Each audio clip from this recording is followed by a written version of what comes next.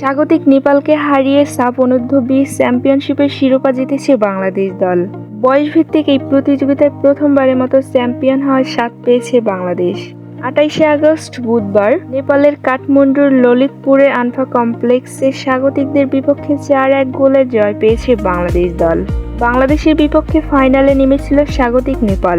প্রথমার্ধে বল দখল ও আক্রমণের আগাগোড়ায় ছিল নেপালের আধিপত্য। আনফা কমপ্লেক্সে গ্যালারি ছিল ভর্তি। নিজেদের মাঠের সমর্থকদের উপস্থিতিতে উজ্জীবিত হয়েছিল নেপাল। প্রথমার্ধে এক্সট্রা সময়ে মিরাজুলের দুর্দান্ত এক ফ্রি কিকে 1-0 এগিয়ে যায় বাংলাদেশ দল।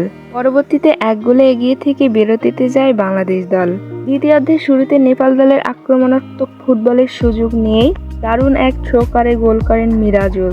৭০ মিনিটে বাংলাদেশের হয়ে তৃতীয় গোল করেন রাব্বি হোসেন রাহুল। তৃতীয় গোলের মাধ্যমে বাংলাদেশ দল 3-0 এগিয়ে যায়। খেলার ৮০ মিনিটে নেপাল একটি গোল করে, তবে অতিরিক্ত সময়ে পিয়াস আহমেদ নোভার গোল জয় নিশ্চিত করে বাংলাদেশের। ম্যাচে জোড়া গোল করেন মিরাজুল ইসলাম। এছাড়া রাব্বি হোসেন রাহুল ও পিয়াস আহমেদ নোভা একটি করে গোল করেন।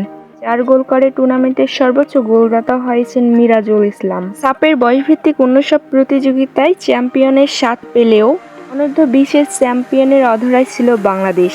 শেষ পর্যন্ত অনূর্ধ্ব-20 চ্যাম্পিয়ন হয়ে শেষ পর্যন্ত নিজেদের প্রমাণ করল যুবরা।